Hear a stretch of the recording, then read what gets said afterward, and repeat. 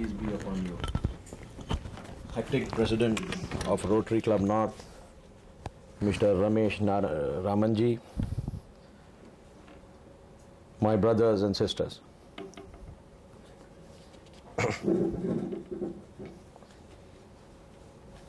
Our topic is Jihad in Islam. Religions, by their very definition, are about spirituality. Irrespective whether a religion recognizes God or not, it speaks about that dimension of human personality which has to deal with the soul, with the spirit. Something which is dealing with a metaphysical reality has to, at times, also deal with issues of war and peace.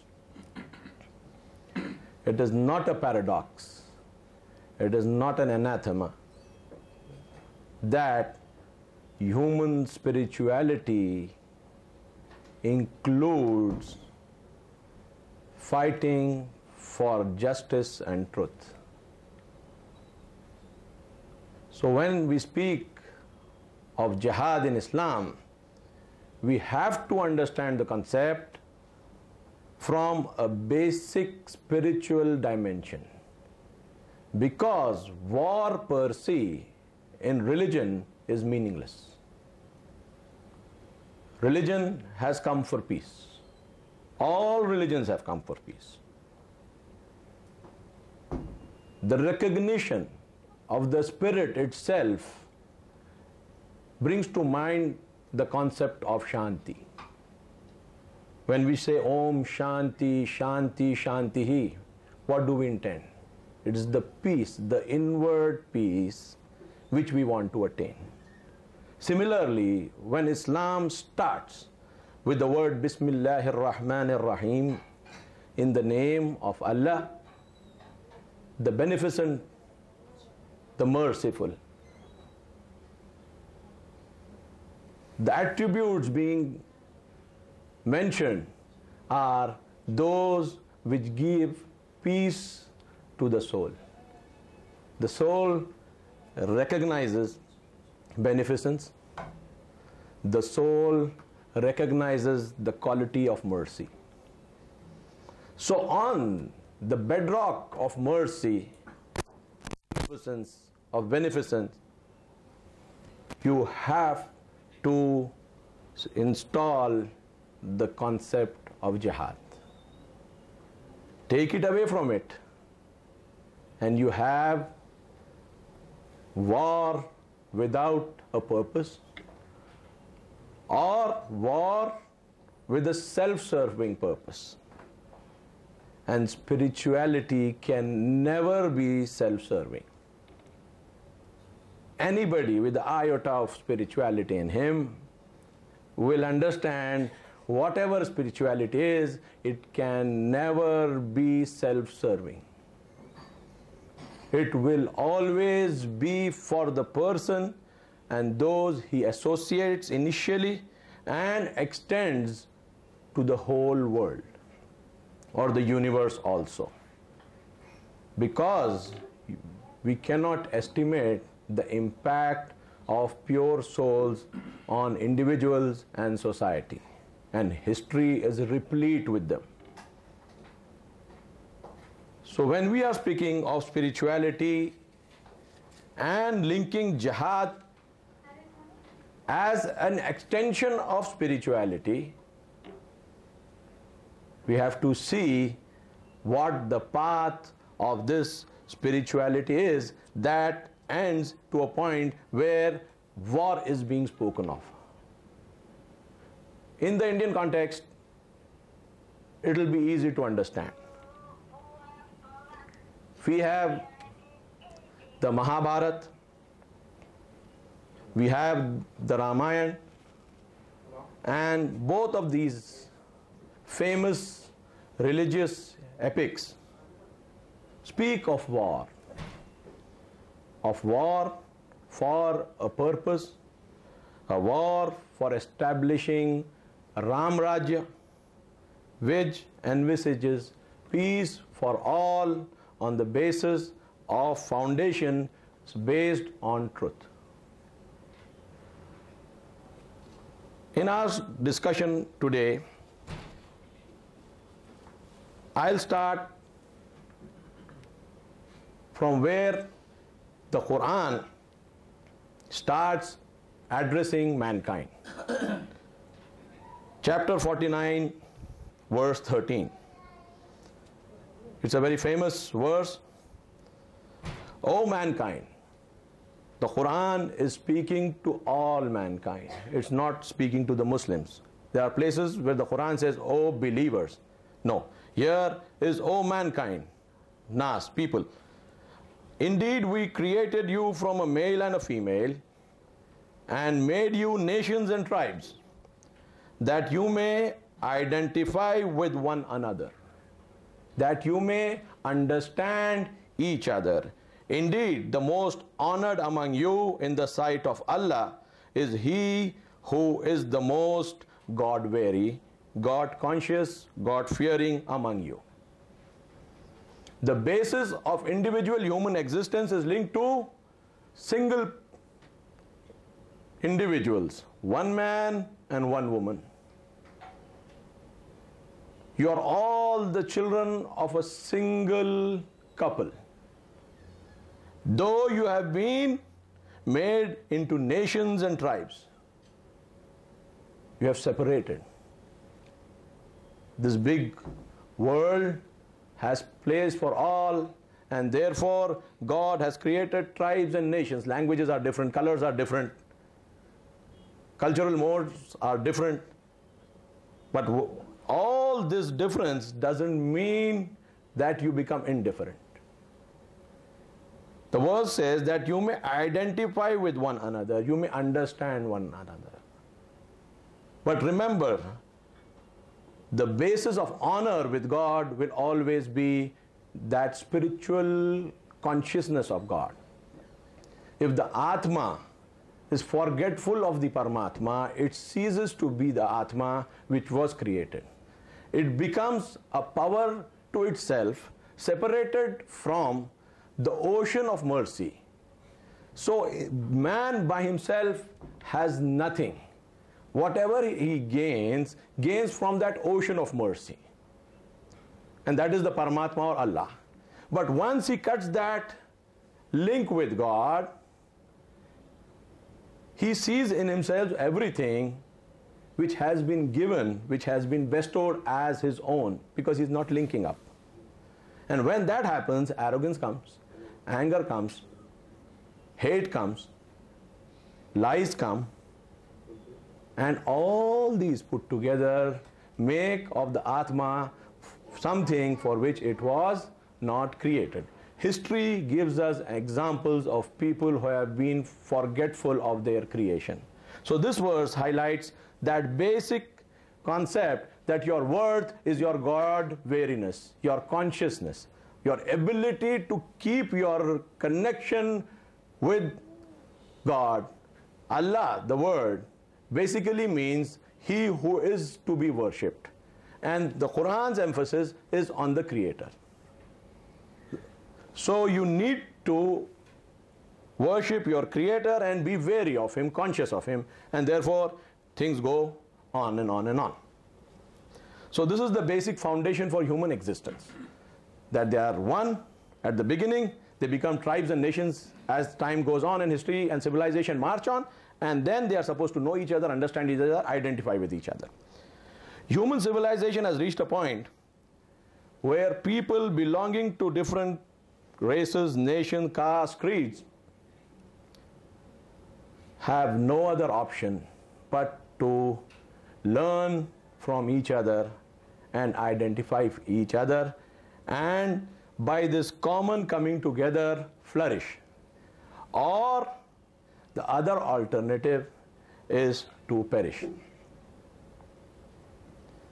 We here are the luckier ones, or should I say the more sensible ones, who have chosen the path of understanding one another, while witnessing those around the world who have distanced themselves from the path of understanding and have replaced it with hate and violence.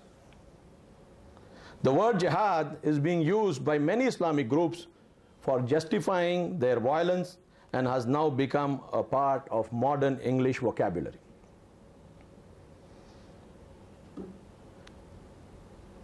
The concept of jihad in Islam and how it developed during Prophet Muhammad's time forms the core of our discussion. First, a brief chronology of Islam. Prophet Muhammad was born in Mecca in 570 AD. His ministry, that is, prophethood, started when he was 40 years old, and for the first 13 years he preached in Mecca. Islam started with the first revelation to Prophet Muhammad, which is, read in the name of your Lord who created man from a clinging mass. Read, and your Lord is most generous, who taught by the pen, taught man what he did not know. This is the first revelation to the Prophet. Read.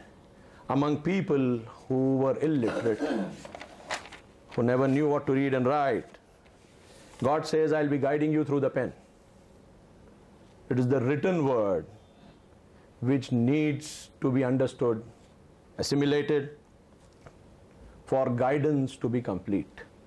Hearsay from this side and that side without proof will not lead mankind to anywhere. The salvation of mankind is by accepting the written word, and not just simply accepting it, but accepting it with a proof. The other verse which goes forward and says, do not follow that of which you have no knowledge.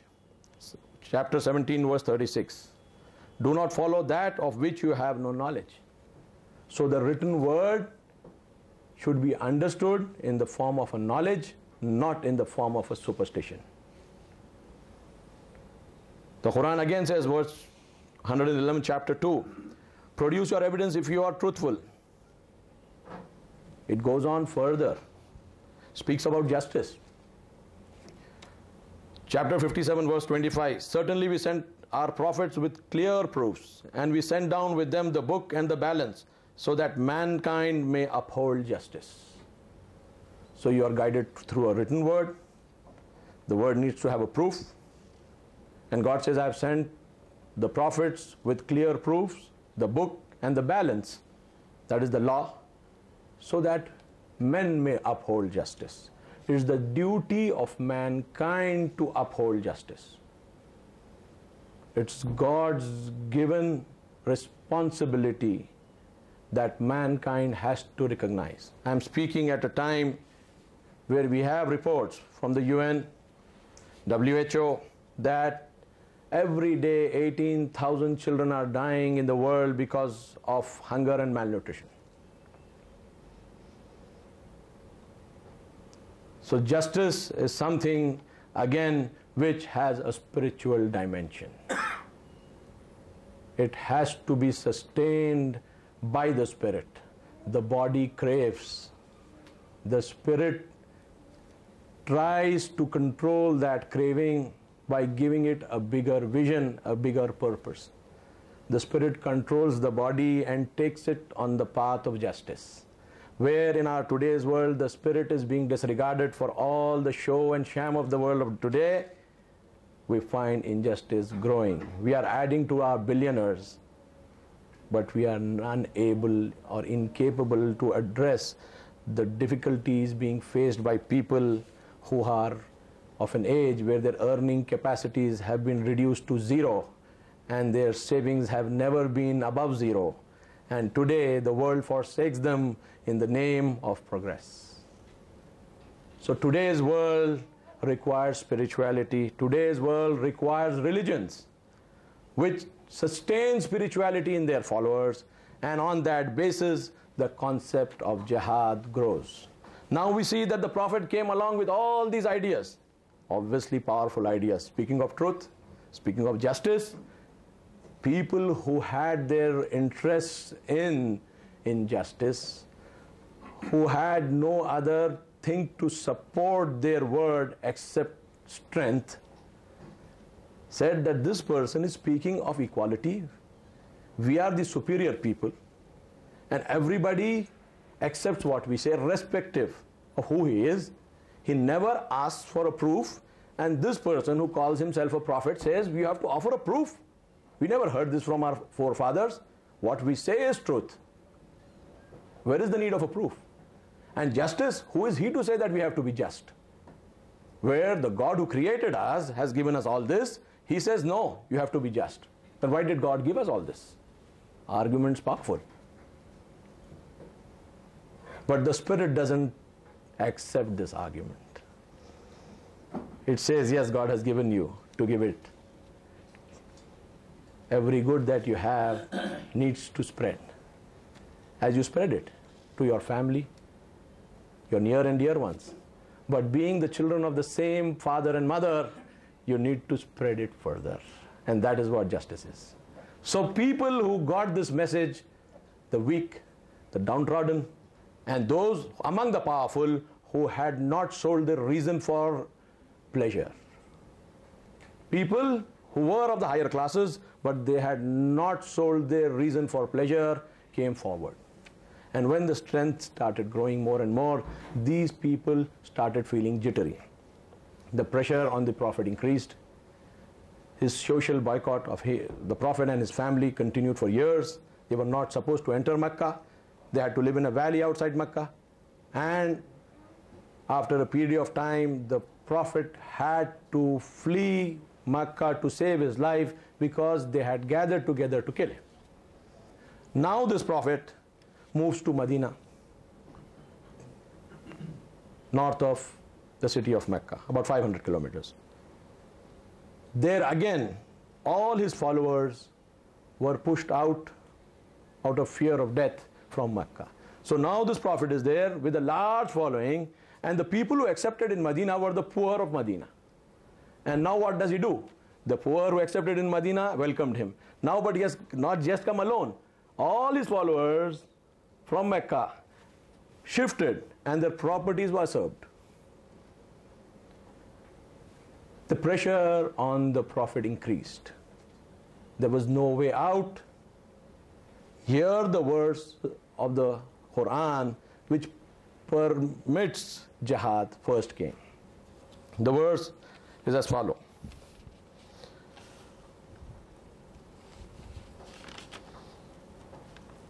Those, chapter 22, verse 39-40. Those who are fought against are permitted to fight. Permission is required for extraordinary things. Nobody requires permission to live a normal life. God never says you're permitted to eat. God never says you're permitted to drink. He only gives special permission where special permission is required.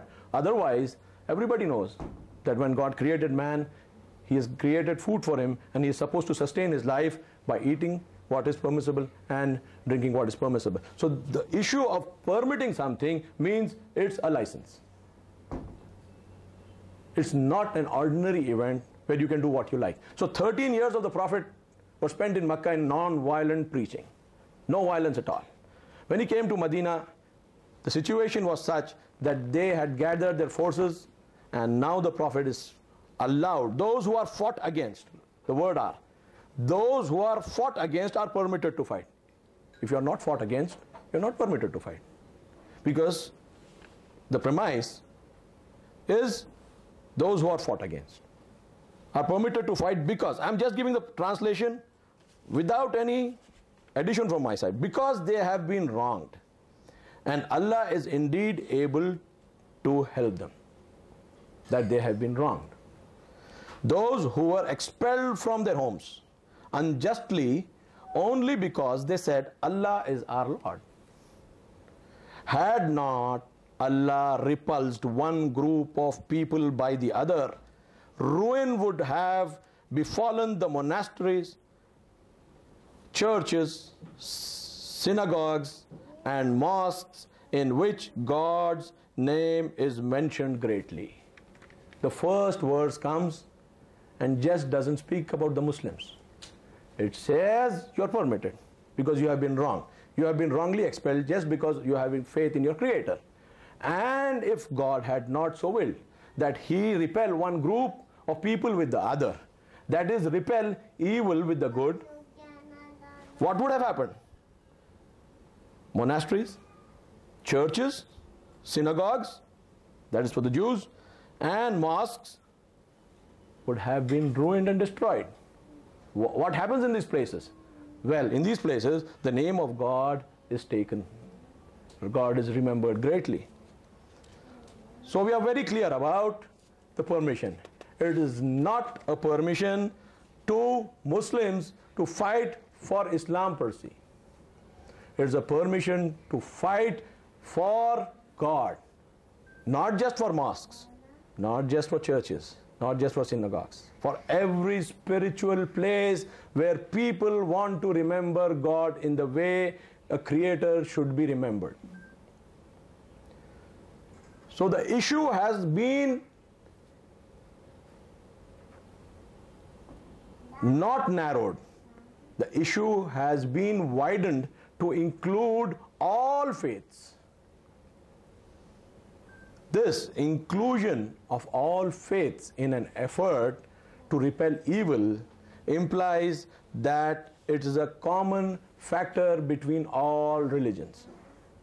Religions will come to a point where evil in the social form will try to control society the way it used to do even after the message has come, and the majority of people want a change. When the majority of people want a change and the people who are earlier entrenched, have power, don't want to give it, don't want to be treated equally. They were unjust, but Islam says no. If they were unjust, you cannot be unjust. So what happens if people of this kind who have been given permission by Allah to fight because they have been fought against, what will they do? The verse continues. This was the same verse continues, chapter 22, verse 39 and 40. Allah will surely help those who help Him. Indeed, Allah is all strong, almighty. The same chapter, the next verse, 22nd chapter, 41st verse. Those who, if we grant them power in the land, what will happen? You have been given permission to fight. God can help you. Obviously, when you are given permission to fight and God can help you, you will get power in the land. Those who, if we grant them power in the land, maintain prayer. They don't lose their spiritual link. Arrogance after victory is impossible for a spiritual soul. In other verses of the Quran, where God speaks of His help and victory, the next verse says, ask for forgiveness of your sins. You have become victorious, you are a victor now. What do you do after gaining victory? Start asking for forgiveness for your sins. The whole thing is shifted from victory and celebration to victory and forgiveness. So now God says, those who, if we grant them power in the land, maintain prayer, give the poor their share, that is zakat, and bid what is right and forbid what is wrong, and with Allah rests the outcome of all matters. Again, the last part, and with Allah rests the outcome of all matters. You should never think that victory came to you because you were strong. The hand of God in this victory was much greater than the power you used. It was because of the laws of God that He wanted to support someone who was fighting for good that the victory was achieved. Never and never should the man or the person leading feel that victory has come because I have fought well. So that's the reason in the beginning, Allah will surely help those who help Him. Indeed, Allah is all strong, almighty. The might of God is put in the middle. At the end again, see, the victory was the result of our ways. So jihad, the first verse about jihad is so elaborate. It gives a complete picture why you are being allowed to fight. You have to maintain your worship. You have to maintain your paying the poor tax. You have to forbid evil. You have to recommend the right path. And all this you have to do with humbleness. Further, the Quran says, now you have been given permission to fight. Well, is the permission such that you can keep on fighting? You need to be checked. It's not a permission where there is no limit to it. Chapter 8, verse 61. And if they incline towards peace, then you too incline toward it, and put your trust in Allah. If they who are fighting against you, now they don't want to fight, what do? No, God has given me permission to fight. You fight or not, I'm going to fight. This doesn't work. God says no. If they incline towards peace, then you too incline towards peace. Don't say, well, now we have taken the upper hand and now they are going back and next time they'll come. No. Have faith in God and put your trust in Allah. If He has been able to put you on a position of strength, tomorrow again if they come back, He's capable of it. Never say, because now I'm in the position of strength and he is weak, or the opposition is weak, will not incline towards peace, because they are inclining towards peace because they are weak now. Had they not been in that position, they were strong, they would never have inclined. That reasoning doesn't hold. They want peace, you go ahead and see and rely on God. God's trust is enough for you. Now, the permission was there to fight, and it was restricted that if those who are opposing you want peace, go ahead and conclude peace. Now the question is, when the permission to fight has come, I'll fight with everybody. Okay, the enemy is there. If he inclines towards peace, I'll incline. But the permission to fight with anybody is there. God says, no, the permission is not open. Whom to fight and whom not to fight with, again I'm going to determine. Chapter 60, verse 8 and 9. Allah does not forbid you in regard to those who did not make war against you on account of your religion, and did not expel you from your homes, that you deal with them with kindness and justice. Leave alone war. Leave alone war. What is God saying? Allah does not forbid you in regard to those who did not make war against you on account of your religion, and did not expel you from your homes, that you deal with them with kindness and justice. Indeed, Allah loves the just. They never fought with you. They were never against you because you're following a particular religion. They never expelled you out of your homes. So God doesn't forbid you to do justice with them, to deal with them with kindness. Rather, indeed, Allah loves the just. Strange. So now you can't fight with someone who doesn't fulfill these criteria. He has not fought with you, nor has he expelled you from your homes, because you are following a particular religion. So your hands are again tied. So the next verse, chapter 60, verse 9. This was the 8th verse. Allah forbids you only in regard to those who made war against you on account of religion, and expelled you from your homes, and supported others in your expulsion, that you make friends with them. So now, again, the question again is not about war here. The next verse very clearly says, to deal kindly with them is not allowed, only because if you start dealing kindly with them, it will be difficult for those people whom they have already expelled and already killed. And generally these relations were because of economic gain that a person had with that group which had already killed someone or expelled them from their homes. Now these people who are businessmen wanted to have those contacts. God says no. They have already harmed you. They are not repented about it. Further, they are willing to go against you. Here, you are not going to do it. And if you do it, it is they who are the wrongdoers. Those who befriend them will be the wrongdoers. Because this befriending is not on a spiritual basis. This befriending is basically for economic gain, for a worldly basis. Any spiritual link, and God will not stop it. It's impossible. It's working against His own purpose. So here the verse is very clear. If they had not fought a war with you, killed you, expelled you from your homes, you have to be kind to them, you have to be just to them. God loves the just. But no, if they have done this, killed you, expelled you, or helped those who have expelled you, now your befriending them has something else behind it that will not be allowed. That something else behind is wrongdoing. Now, coming to verses where the tone is much more harsh. Chapter 2, verse 191. And kill them wherever you confront them. This is the verse of the Quran.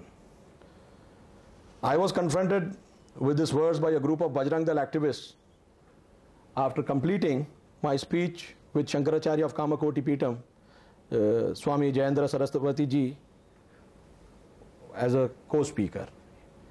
After finishing this speech, they asked me, do you believe in the Quran? I said, I do believe in the Quran. They brought the Quran out and said, well, what is this verse saying? And the verse said, well, and kill them wherever you confront them. This is verse number 191 of chapter 2. I will start from verse number 190, a verse before that. The same chapter, chapter 2, verse number 190, and then I'll read verse number 192. Fight in the way of Allah those who fight you, but do not transgress. Indeed, Allah does not like transgressors. The first verse, 190, says very clearly, fight in the way of Allah those who fight you, but do not transgress. Indeed, Allah does not like the transgressor. Then it goes on, and kill them wherever you confront them, and expel them from where they expelled you, for creating strife is greater than killing. By creating strife, by making the world a playground of human indulgence, by being so unjust that the poor are not properly fed, the weak are not cared for, the old are not respected, and only the glitter and the glitterati have honor and respect, in that world you require to fight. You require to change the games of the rule, but again you are not supposed to transgress, because spirituality doesn't allow transgression. Because a person knows that if he transgresses, he loses his soul for something which is ephemeral, which is not going to last. And the soul recognizes what is ephemeral and what it is that lasts. And it will never sell one for the other. So the whole question is, what and where is the Quran taking man? By stamping him with that spiritual mark, the hallmark of Allah, the hallmark of the Creator. Allah is an Arabic word, basically one who is to be worshipped. But what it's spoken about is the Creator. Muslims are supposed to worship the Creator. That's all it is, and no one else. So as the verse goes, and kill them wherever you confront them, and expel them from where they expel you, for creating strife is greater than killing. But do not fight them near the holy mosque unless they fight you therein. But if they kill, you kill them. The tenor is harsh. We take the Indian Constitution.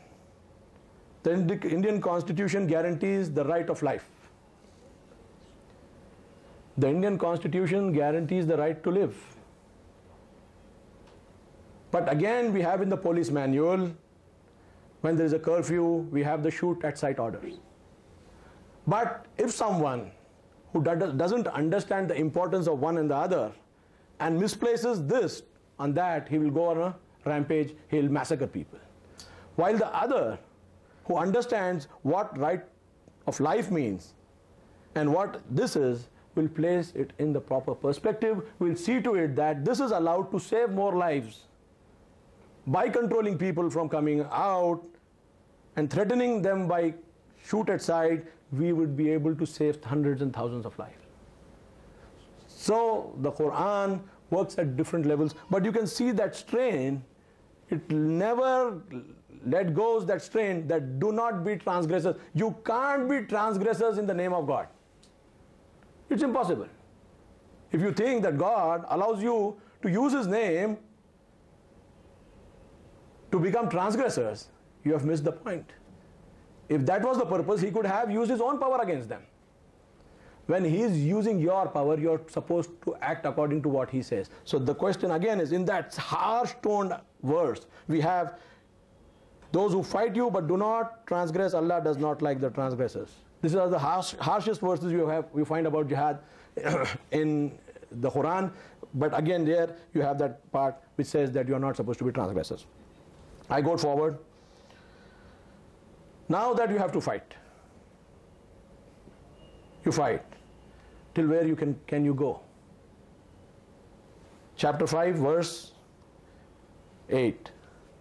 O you who have faith, be maintainers as witnesses for the sake of Allah of justice. O you who have faith, be maintainers as witnesses for the sake of Allah of justice, and ill feeling for a people should never lead you to being unfair. When there is war, there is ill feeling. The heart doesn't respond very positively with love in a state of war. So you have an ill feeling. So what do? O you who believe, be maintainers as witnesses for the sake of Allah of justice, and ill feeling for a people should never lead you to being unfair. Be fair, this is nearer to God-wariness, and be conscious of Allah. Allah is indeed aware of what you do. If you are thinking that you are ill-feeling and you are transgressing and you are not doing justice, will not be seen. Remember, God sees the small things, because if you are being just, you are becoming closer to God. As the verse says, be fair, this is nearer to God wariness, this is nearer to God consciousness. By being just to the enemy, you come nearer to God.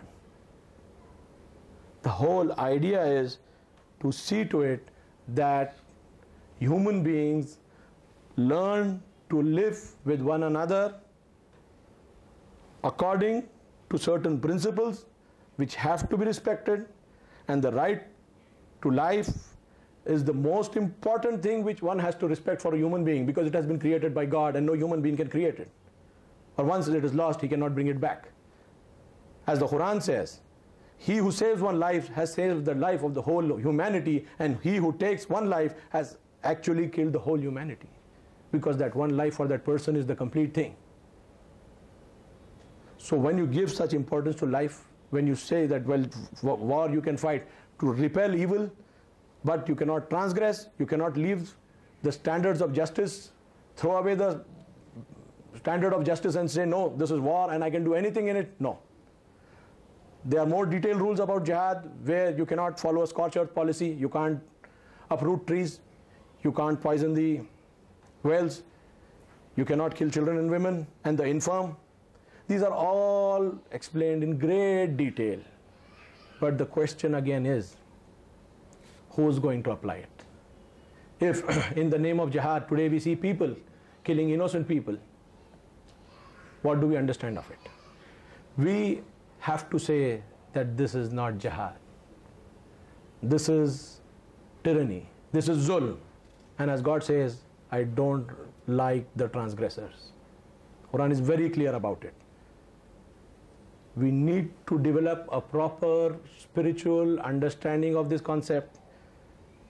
A greater sagacity is required to understand these verses, to place them in a proper context, and see to it that under the shadow of spirituality, you are allowed to fight a just war, not because you like war, but because if you don't do it, the results will be worse and people will be exploited and the purpose of creation of mankind will not be served.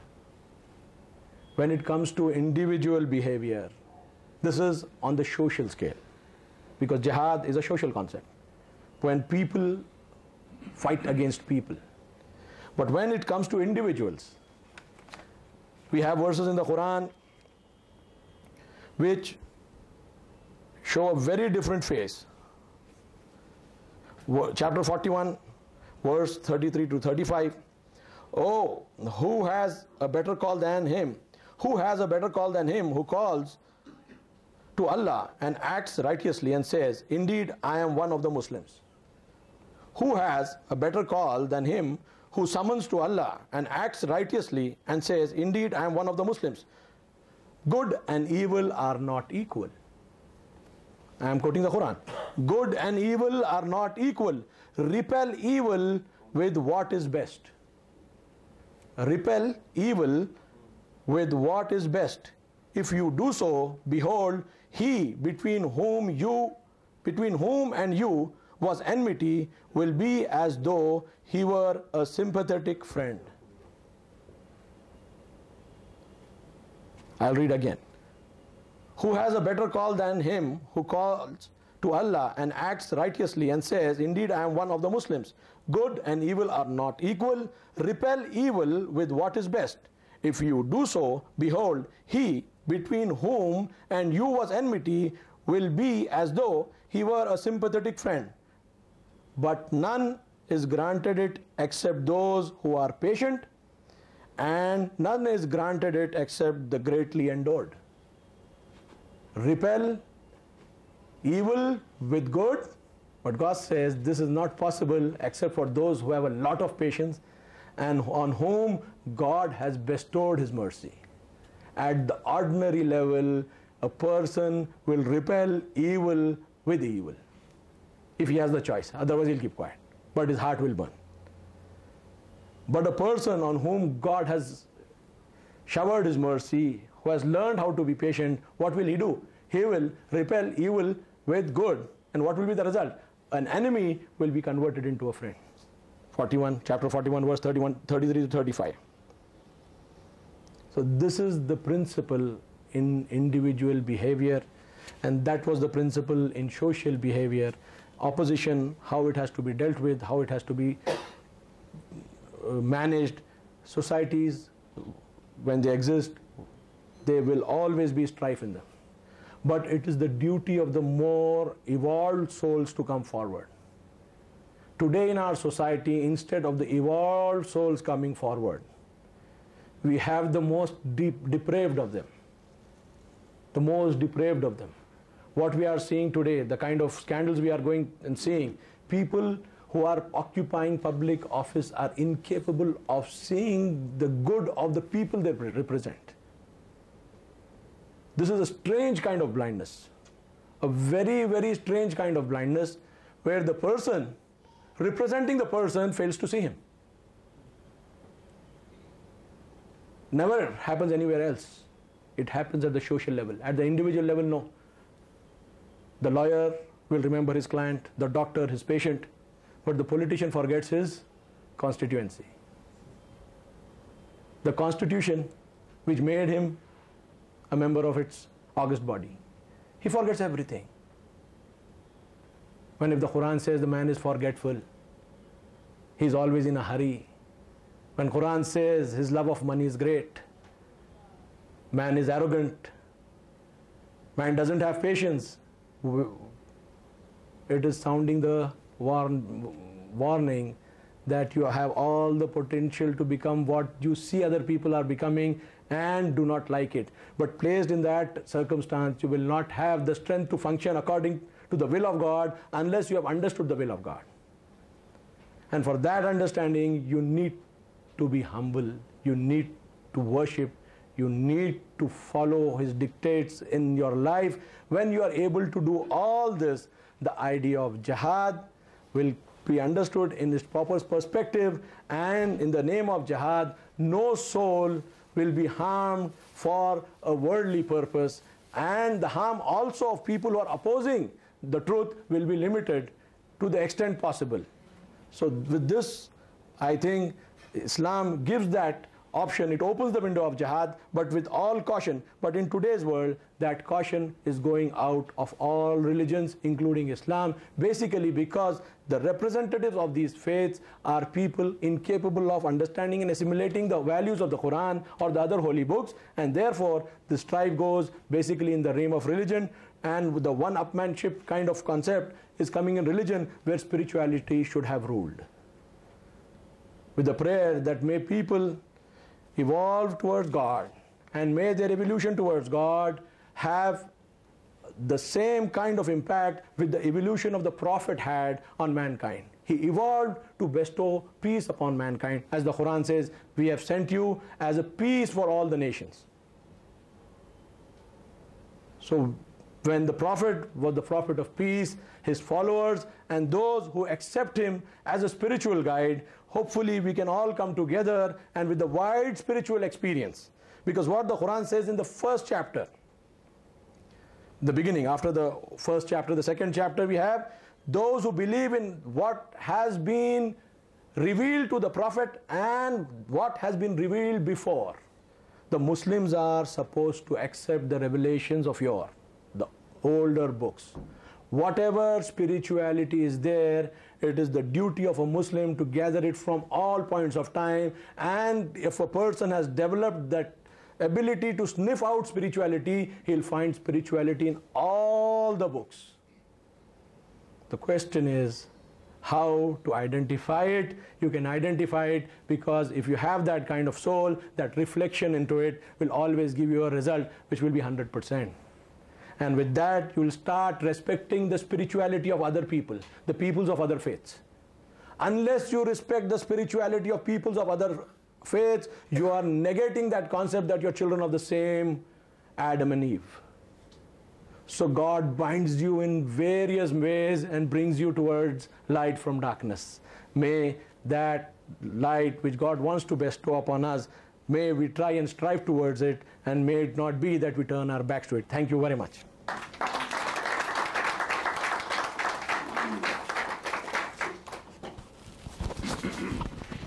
Thank you, Mr. Mujahid. I think it was a very revealing, very in-depth analysis. I'm sure this can be a whole-day discussion. And it was very interesting to note that I was trying to recall in our school days or in the +2 days, we used to have something called reference to context. So, like a poem reference a lines. sentence or a meaning or a word, you know, when it doesn't have a reference to context, can mean totally something. And when there is a reference to a context, it means totally something different. So I think that predominantly comes out from what Mr. Mujahid made a presentation, which was very revealing, and he has done a lot of in-depth study into getting out and trying to clarify with what context and why and how. He spoke very widely, sir. For 15 minutes he spoke. Yes. And so I must thank you, Mujahid Bhai, for throwing some light on this grey area, which has been grey, very unfortunately. I call upon Rotarian Shafiq Ahmed to come and propose a formal vote of thanks. But before that, I would like to throw the floor open for some questions or something that you would like to make a point just for a couple of minutes. We're actually running out of time. And so if somebody would like to make a point or would like to question or further clarify something out of what he said, I'm sure he will respond to